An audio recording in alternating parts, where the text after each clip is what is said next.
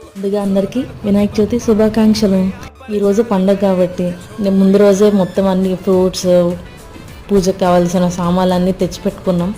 నీట్గా క్లీన్ చేసుకుని పాలవెల్లి సిద్ధం చేసుకుని పాలవెల్లికి పసుపు కుంకుమ అన్నీ పూసి ఫ్రూట్స్ని కూడా శుభ్రంగా కడిగి ఇదొక స్పెషల్ అంటే స్పెషల్ పూజ అండి నాకైతే.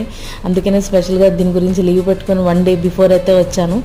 ఇది చిన్నప్పటి నుంచి సరదాగా మొత్తం ఫ్రూట్స్ అన్నీ తెచ్చుకుని పూజ కావాల్సినవి అన్నీ తెచ్చుకొని మట్టి వినాయకుడిని తెచ్చుకొని ఇలా అరేంజ్ చేసుకోవడం అన్నది మాకు చిన్నప్పటి నుంచి బాగా అలవాటు అయిపోయింది కనుక చాలా హ్యాపీగా సెలబ్రేట్ చేసుకుంటాం. మొత్తం అన్నీ అరేంజ్ చేసుకుని వినాయకుడికి కావాల్సినవి అన్నీ సిద్ధం చేసుకోవడానికి ఎర్లీ మార్నింగే లేచి మట్టి వినాయకుడిని తీసుకొచ్చి మొత్తం పూజకు కావాల్సినట్టుగా మొత్తం సిద్ధం చేసేసాను.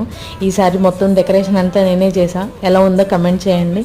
నాకైతే చాలా హ్యాపీగా ఉంది. మీకు కూడా నచ్చిందని అనుకుంటున్నా. గణేశుడు